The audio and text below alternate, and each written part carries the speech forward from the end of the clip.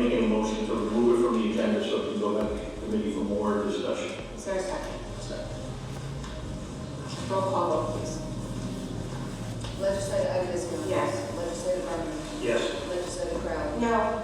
Legislator Ellner. Yes. Legislator Golden. No. Legislator Jonke. Yes. Legislator Montgomery. No. Legislator Russo. No. Chairwoman Sage. Yes. Motion carries. Your motion was to remove it from the agenda. From the agenda. And he received a second. We had a roll call vote.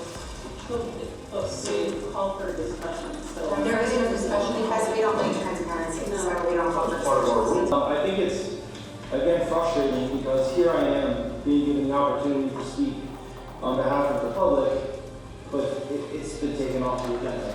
I haven't even had a chance as a member of the public to give my thoughts on the matter. It has been taken out of my hands to even do that. I direct your attention to the back corner there with that portrait. For those of you who may not have seen it, that is George Washington. Too many of you may not know, he's our first president. But what's interesting about that portrait is what his hand is resting on. That's a Thomas Sully painting, and his hand is resting on the United States Constitution. And the value in that is something where that document only passed because of amendments. And if I hear that word one more time tonight, that's going to drive me wild. But the First Amendment, that document was the First Amendment to freedom of speech.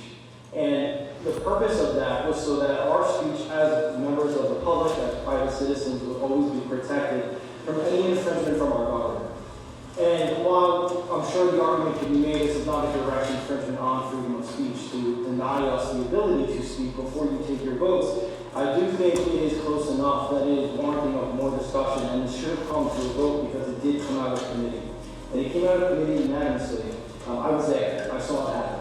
So what I would like to know is there an opportunity for this to come back on the agenda for the public to have an opportunity to speak on it? I can tell you when this conversation comes up, that is the number one complaint about the way this body operates, is that it is not transparent and that the public is not always given an opportunity to speak. When I spoke on this in the meeting, Legislator Greg Ellner and I had a funny exchange. I thanked him and I continue to thank him for always, when he's the chair of the committee, giving the public the opportunity to talk in committee meetings. And he joked, he said, go sit down, right? And thankfully that was just a joke. But the point remains is that that decision remains to the whim of the legislators or the chair. And it could be anybody in that chair. It could be anybody in that seat who wishes to deny the public the opportunity to voice their concerns about issues that are sitting before you. And you should hear those concerns, you should hear those comments before you take a vote. Otherwise, what are we doing?